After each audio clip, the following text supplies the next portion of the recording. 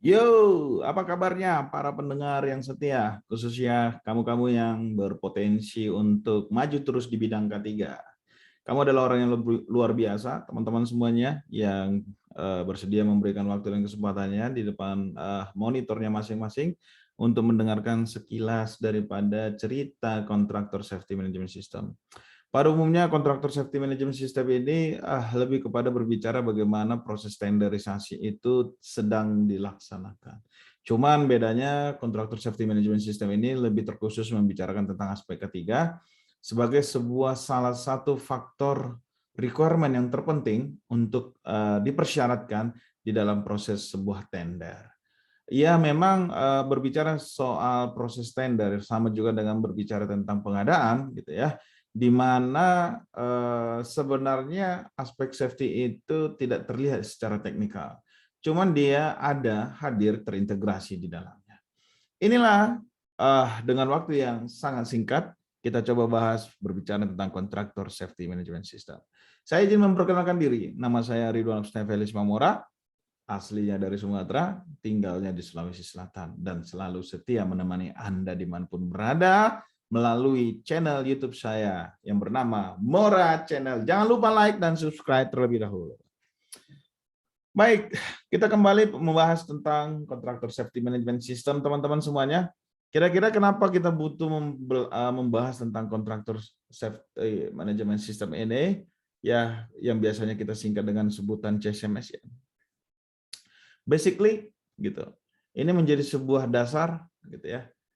Ketika para kontraktor, para vendor ingin memasuki wilayah kerja tertentu atau ingin mendapatkan sebuah pekerjaan untuk keberlangsungan hidup perusahaannya mereka gitu ya, yang disebut sebagai kontraktor tadi ya.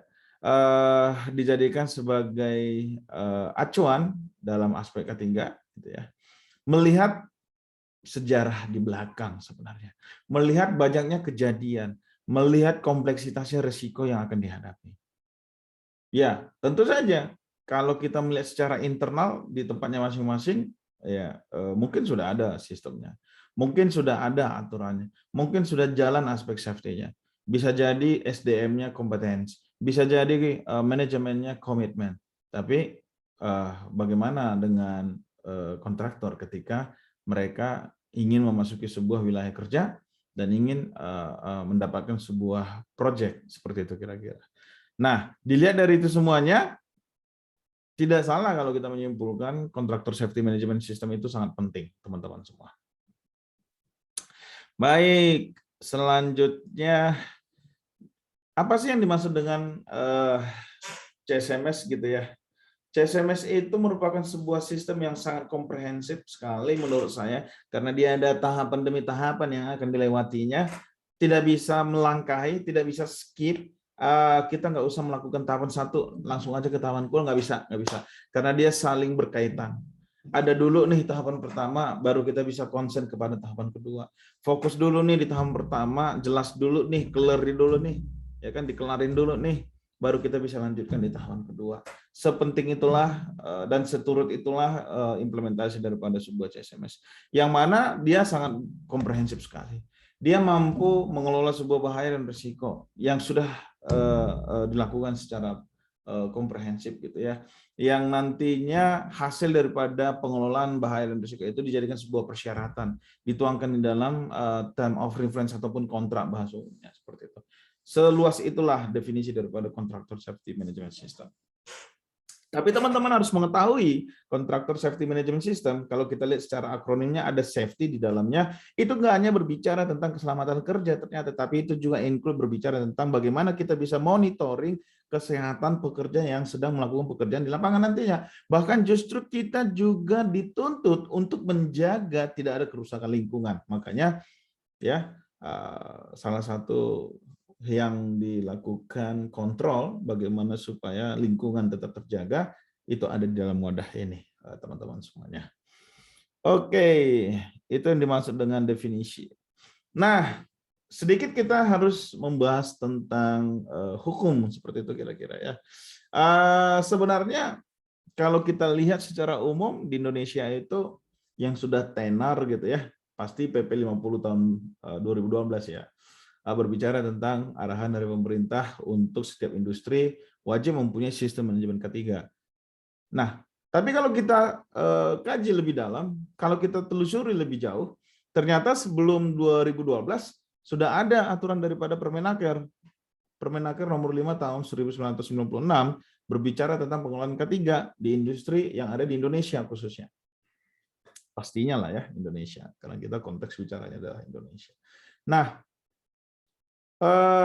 namun dilihat dari semua zaman perkembangan industri, nggak hanya di satu sisi saja, nggak hanya di bidang konstruksi saja, dan itu sudah zaman industrial itu sudah makin meluas sampai kepada tambang, ada berbagai jenis tambang, manufacturing, perkebunan, bahkan juga di industri oil and gas ternyata membutuhkan sebuah sistem manajemen K3. Nah, dilihat, ditimbang, ternyata dari Permen 96 nomor 5 ini yang masih kurang.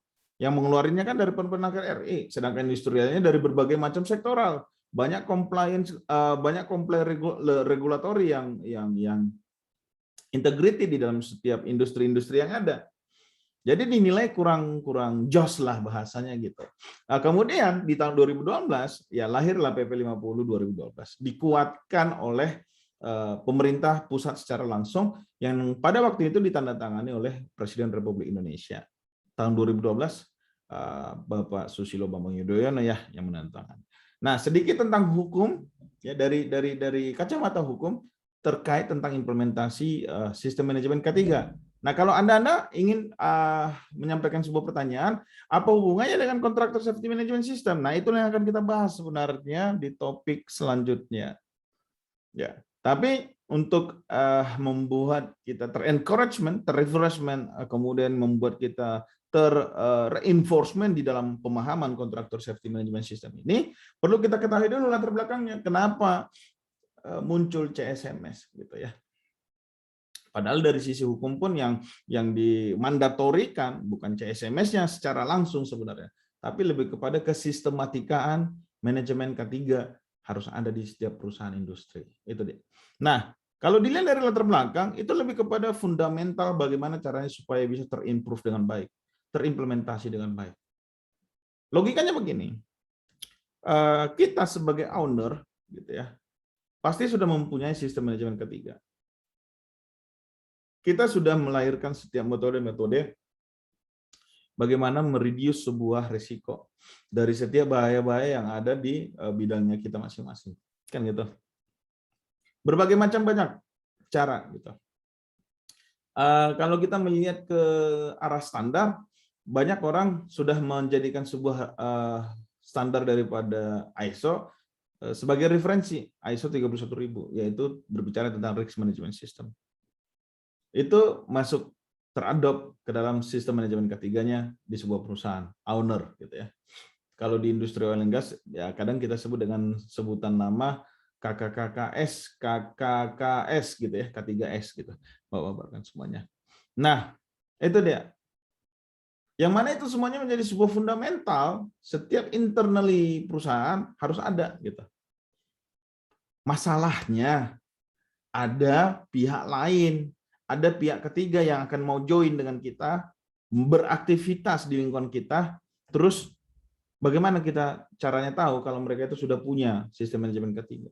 Bagaimana caranya kita tahu kalau mereka itu sudah menerapkan aspek K3? Karena kita nggak bisa serta-merta langsung, mana sini lihat sistem manajemen kalian. Kalau kalian memang mau masuk ke wilayah kerja Pertamina. Mana sini?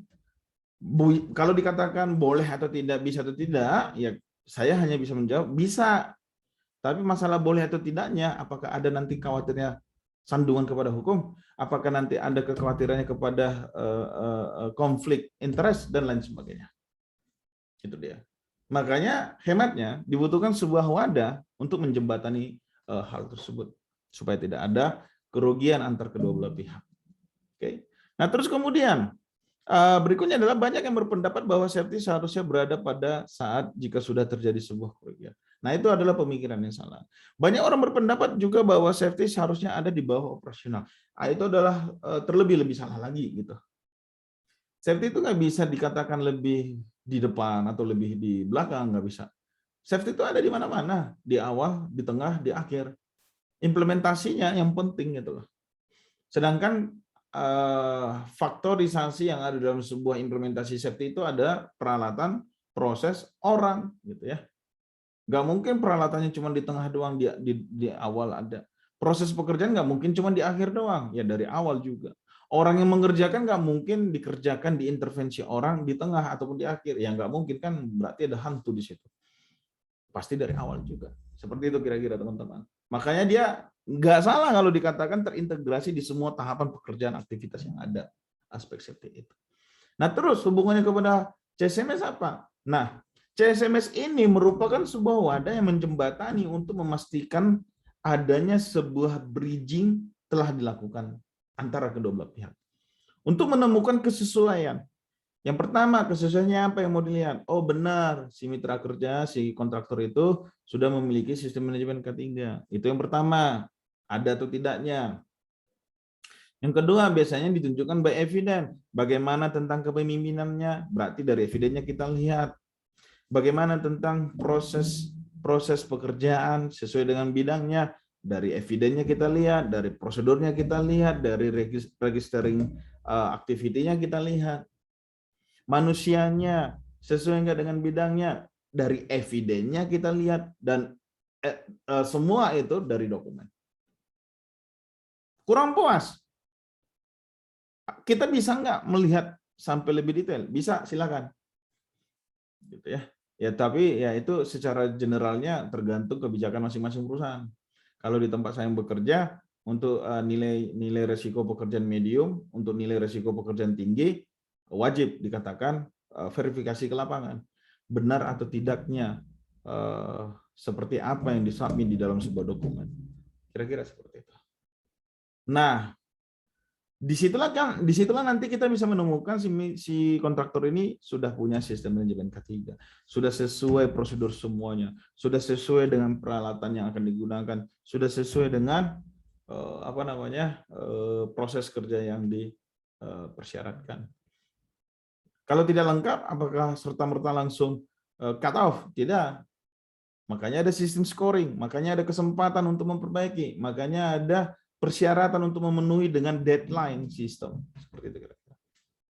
Nah, itulah dari sisi fundamental saja udah banyak yang bisa kita bahas. Belum lagi kita membahas secara spesifik tentang risk management system, teman-teman semua. Di tempatnya teman-teman sudah mempunyai risk management system, bagaimana bentuknya, seperti apa wujudnya, implementasinya seperti apa, komitmen daripada manajemennya bagaimana, sehingga itu bisa terlaksana secara konsisten, ya, endurance-nya bertahan sampai berkesinambungan, itu sudah ada atau belum? Contohnya, risk management yang kita punya, kita sudah membangun sebuah sistem dari ISO 31000, ya, melahirkan metode-metode cara reducing daripada sebuah risiko dari setiap sumber-sumber bahaya yang ada. Salah satu contohnya PSM, misalnya proses safety management, ada 14 elemen di dalamnya.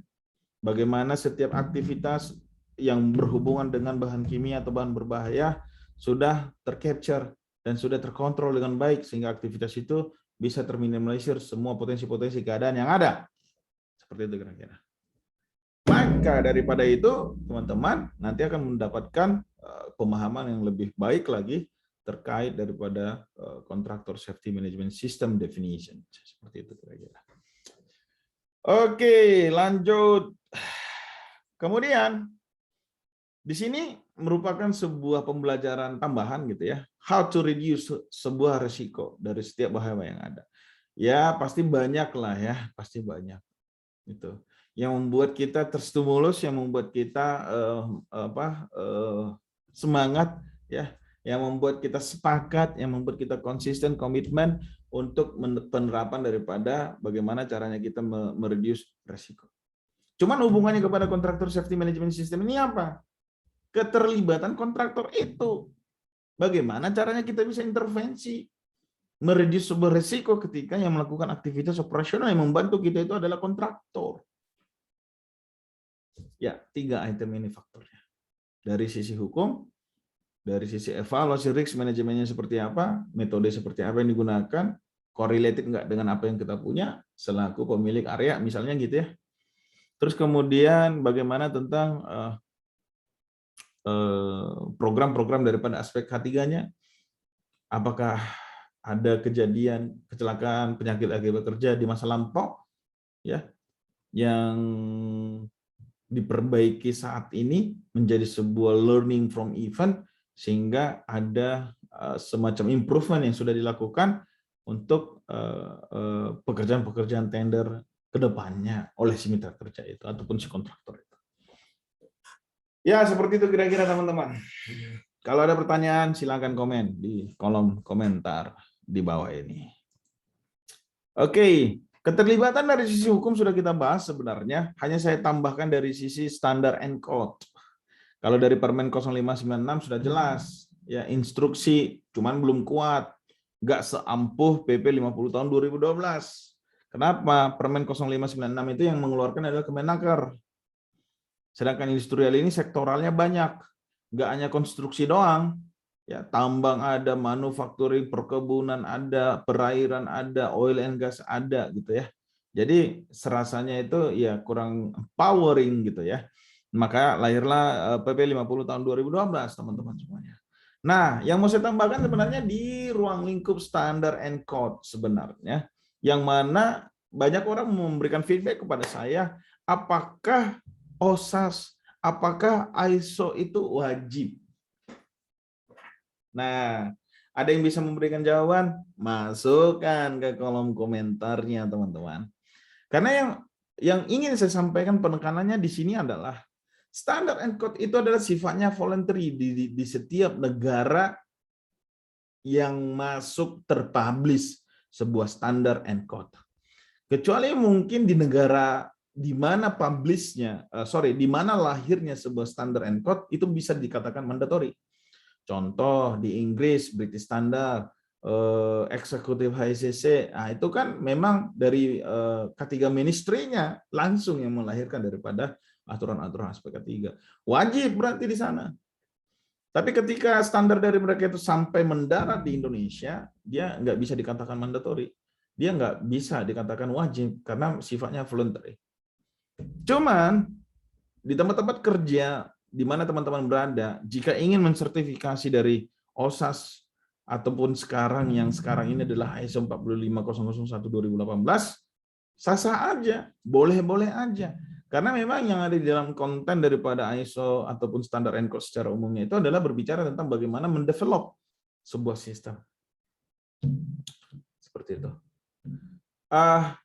Kelebihannya apa ya? Sebagai nilai plus, karena memang banyak perusahaan-perusahaan pemilik area kadang-kadang memberikan sebuah kebijakan dari mengikuti standar ISO, mengikuti standar OSAS. Dan bisa dikatakan sangat sedikit jenis perusahaan yang menjadikan sebuah sistem manajemen K3 itu standar lokal, sebutannya seperti itu di dalam sebuah persyaratan, sangat sedikit. Artinya apa? Merupakan nilai plus kalau misalnya perusahaan di tempat teman-teman itu bekerja sudah standarisasi dari 45001 ISO mungkin. Tuh. Sekarang yang mana sih yang dipakai, OSAS atau ISO? Kalau ada yang bertanya seperti itu, jawabannya adalah ISO 45001. Kenapa? Karena OSAS itu sudah bermigrasi kepada ISO. Ya, seperti itu kira-kira, teman-teman semuanya. Oke, seharusnya tahun 2022 sudah nggak ada lagi yang pakai OSAS, sudah bermigrasi maksudnya ya, sudah bermigrasi ke ISO. Gitu. Baik, selanjutnya, nah kita masuk membahas konten kontraktor safety management system. Di dalam isi CSMS itu ada 2 fase, teman-teman. Fase yang pertama adalah administration, fase yang kedua adalah implementasi. Di fase administrasi inilah, yang seringkali saya selalu sebut untuk meningkatkan pemahaman, untuk menyamakan pemahaman, fase prevensi. Di mana di fase administrasi ini kita serius untuk apa? Mengevaluasi. Untuk apa? Menseleksi. Seperti itu kira-kira. Kalau di fase implementasi, dia lebih kepada monitoring. Sudah ada pemenang tender, sudah ada perusahaan yang masuk join kepada lingkungan kerja kita. Jadi dia lebih kepada monitoring, implementasi. Nah, masing-masing ini di dalam isi kontraktor safety management system terbagi dua bagian. Kalau jumlahnya itu kan 6 tahapan, berarti 3 untuk administrasi, 3 untuk implementasi. Seperti itu. Oke, kita lanjut. Nah, di fase administrasi ini, kawan-kawan, terdiri dari 3 tahapan yang komprehensif sekali, yang bisa kita katakan komprehensif gitu ya. Fokus dari awal mengelola pekerjaan yang akan dikontrakkan dan mendapatkan level resiko, sehingga dari situ menjadi dasar untuk menemukan kontraktor yang mampu melaksanakan pekerjaan tersebut. Jadi artinya begini, fase administrasi itu tugasnya untuk menemukan kontraktor yang capable melakukan operasional pekerjaan yang akan dikontrakkan. Fase administrasi itu juga sebagai fase di mana kita bisa menemukan kontraktor yang peduli terhadap aspek ketiga. Jadi yang dikaji di sini apa saja? Pekerjaan yang akan dikontrakkan, itu yang pertama. Yang kedua, yang dikaji adalah berikutnya, kontraktor yang ingin ikut tender. Berarti fokusnya di fase administrasi ini apa? Pekerjaan, aktivitas, ya, sama perusahaan, kontraktor. Itu fokusnya. 3 tahapan di sana. Yang pertama biasanya itu disebut dengan risk assessment, teman-teman semua. Risk assessment itu fokusnya itu kepada pekerjaan yang akan dikontrakkan. Pada dasarnya memang untuk mencari level kategori risiko. Oh, ini pekerjaannya tinggi nilainya. Kenapa? Melihat daripada bahaya dan risiko. Mungkin saja, oh ini adalah pekerjaannya level risikonya medium. Kenapa? Melihat daripada tetap bahaya dan risiko. Atau yang terakhir, ini adalah level kategori risikonya low, melihat kepada bahaya dan risiko dalam setiap tahapan demi tahapan aktivitas yang akan dikontrakkan tersebut. Jadi fokusnya ke mana? Pekerjaannya kepada pekerjaan yang akan ditenderkan. Dari situ masuk ke tahap kedua. Nah, kalau tahap pertama tadi itu lebih konsen kepada aktivitas yang dikerjakan, yang dikontrakkan. Di tahapan kedua, kita konsentrasinya itu kepada siapa nih kontraktornya. Nah, di tahapan kedua itu caranya seperti apa? Masuklah penilaian CSMS ini, Bapak-bapak rekan semuanya. Penilaian CSMS yang dimaksudkan di dalam sebuah tahapan kedua, itu disesuaikan dengan elemen-elemen sistem manajemen K3 yang diterapkan di pemilik. Yang diterapkan di mana? Di pemilik area.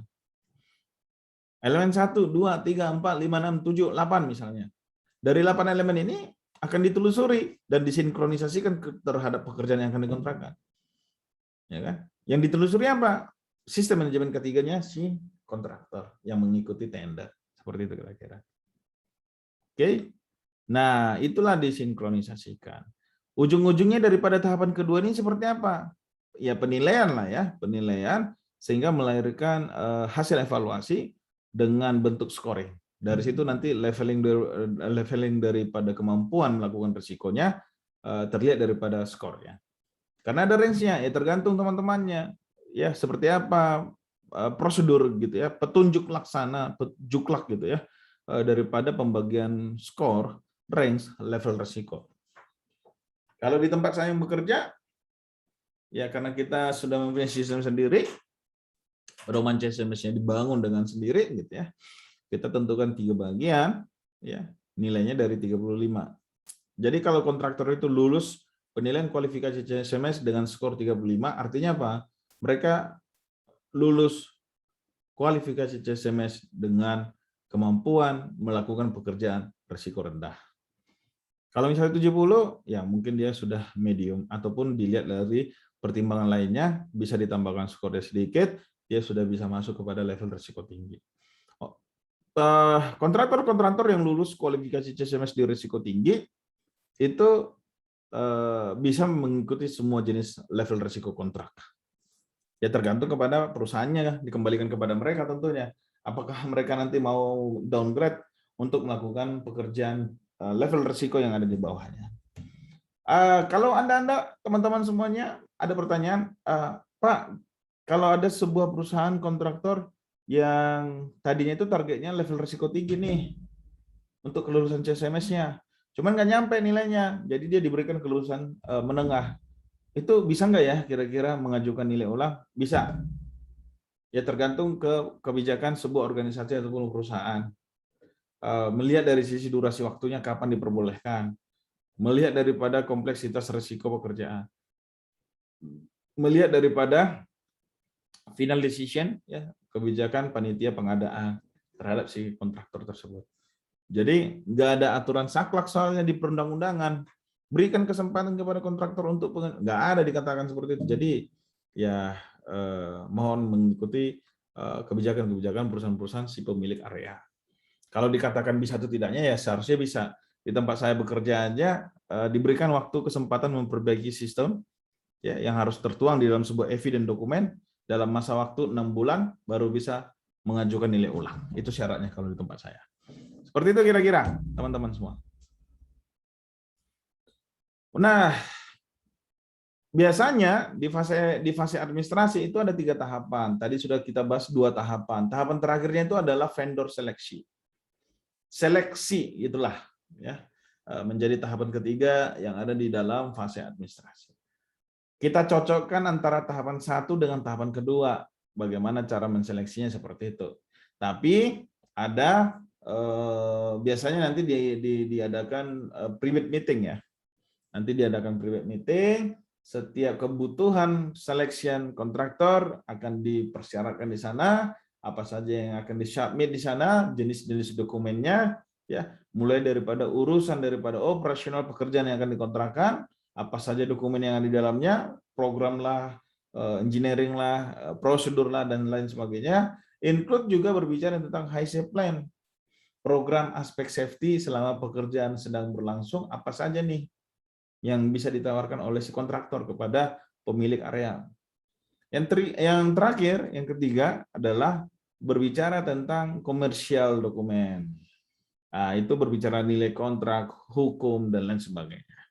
Oke, itu dia teman-teman semuanya yang akan disubmit kepada tim pengadaan. Dievaluasi lah ini, digodok lah ini, dilihatlah sinkronisasinya antar dokumen. Ya, hati-hati teman-teman ketika ingin menyusun sebuah dokumen HSE plan, itu harus mendukung semua program operasional. Ya berarti contohnya gimana? Kalau tender yang diajukan adalah berbicara tentang pemboran, berarti isi daripada HSE plan yang teman-teman bangun, yang teman-teman buat, harus mengacu kepada semua aspek-aspek ketiga pemboran. Gitu. Kalau misalnya banyak program tapi tidak ada berhubungan dengan pekerjaan yang akan dikontrakkan, nggak dapat skor biasanya, ya. Malah justru tidak bisa dilanjutkan ke tahapan berikutnya. Seperti itu. Ya, potensinya kalah. Baik. Kesimpulannya apa yang bisa saya sampaikan di hadapan para bapak teman-teman semuanya? Kesimpulannya adalah selama kita bisa konsisten menjalankan kontraktor safety management system, maka program yang dilahirkan oleh perusahaan selama itu juga lah kita bisa melakukannya. Kalau berbicara tentang fase administrasi sudah, fase implementasi tadi terlewatkan, saya pakai waktunya 5 menit untuk menyampaikan. Fase implementasi itu terbagi 3 tahapan lagi. Fase pertama di dalam fase implementasi itu adalah pre-job assessment, yang keduanya work in progress, yang terakhirnya adalah final evaluasi. Pre-job assessment ini isinya apa? Sebenarnya sih saya singkatkan finalisasi. Finalisasi semuanya. Orang, peralatan, perlengkapan, proses kerja, sumber daya manusia, prosedur, kesepakatan kedua belah pihak, tanda tangan kedua belah pihak, kontrak kerja kedua belah pihak, sudah di bridging atau belum. Pokoknya semuanya itu finalisasi. Sampai kepada mandatori pelatihan lah, kesehatan lah, segala macam itu kelar deh semuanya itu. Makanya saya katakan di sini pesan utama, ya, esensial gitu, ya, pesan esensial untuk pre-job assessment adalah finalisasi. That's it, itu aja. Yang kedua adalah work in progress. Nah, ini sudah ada kontraktor nih, ya, sudah bekerja di lapangan, gitu ya, sudah dieksekusi pekerjaannya. Nah, tapi bagaimana dilihat kekonsistenan dari kesepakatan kedua belah pihak yang tertuang di dalam HSE plan, misalnya kalau ini berbicara tentang aspek safety, sudah dilakukan atau belum? Itulah tujuan daripada work in progress. Sampai sejauh mana implementasinya. Pemenuhan kontrak yang bisa kita lihat dan bisa dijadikan sebagai parameter tetap dari implementasi kontraktor safety management system juga bisa. Ya tergantung bagaimana implementasinya teman-teman di lapangan. Seperti itu. Ini sifatnya monitoring. Maka kalau ada pertanyaan, bisa nggak dilakukan lebih daripada 1-2 kali? Ya bisa. pertimbangannya kemana? Durasi waktu kontrak sama kompleksitas pekerjaan. Itu aja, teman-teman semuanya. Oke, terakhir final evaluasi pasti sangat familiar lah. Harapannya melalui info sedikit ini, teman-teman, Bapak, Ibu, rekan semuanya bisa memberikan saya feedback, saran, masukan, pertanyaan untuk didiskusikan lebih detail, boleh, silakan. Ya, tuliskan di kolom komentator, gitu ya, untuk nanti saya bisa baca dan follow up jawaban-jawaban yang sesuai, yang bisa disesuaikan dengan apa yang diharapkan. Tujuan daripada pembahasan ini lebih kepada menyadarkan kita, mengencourage kita kembali, merefresh kita, mereinforcement kita, supaya pekerjaan di lapangan itu benar-benar dilakukan secara serius. Apalagi berhubungan dengan calon kontraktor, gitu ya teman-teman semuanya. Nah, CSMS ini harapannya bisa berkelanjutan. Karena membangun sebuah budaya di suatu daerah baru itu sangat susah. Membangun budaya baru ya di daerah baru sendiri itu sangat susah. Maka daripada itu ya kekonsistenan daripada kita untuk menerapkannya jangan pernah bosan-bosan. Terus melibatkan segenap pihak. Ya, melibatkan segenap pihak yang berhubungan dengan pekerjaan kontraktor safety management system ini. Ya, mungkin itu saja yang bisa saya sampaikan. Kalau ada pertanyaan, saya persilakan dituangkan, dituliskan di kolom komentator. Nanti pasti akan saya lihat, pasti akan saya baca. Kalau teman-teman ingin bertanya sesuatu di luar konteks daripada kontraktor safety management system di kolom channel yang sama, ya bisa-bisa aja. Kak, tolong dibahas tentang scaffolding dong, tolong dibahas tentang walking head dong, tolong dibahas tentang apa saja aspek ketiga. Kita akan follow up, kita akan lihat trendingnya, mana yang paling banyak requestnya, kita akan buatkan videonya kembali, dan akan kita kembangkan dari sisi artistik daripada sebuah kemasan video ini, supaya lebih baik lagi ke depannya. Maklum, masih perdana, dan saya juga harus menyesuaikan dengan teknologi yang lebih enak lagi dilihat untuk menarik perhatian teman-teman semuanya. Tapi jangan terfokus kepada sajian daripada kami running system, berfokuslah kepada materi yang saya sampaikan, mudah-mudahan bermanfaat. Salam sehat, salam safety semuanya. Quote dari saya, jangan lupa bahagia, sebab bahagia itu adalah vaksin yang terhebat di muka bumi ini, sebagai obat yang mujarab untuk menyembuhkan kita dan menjaga kita tetap sehat. Tetap bertawakal kepada Yang Maha Kuasa. Karena Dia yang punya langit dan bumi, Dia yang melindungi kita dimanapun kita berada. Selamat siang dari kota Makassar.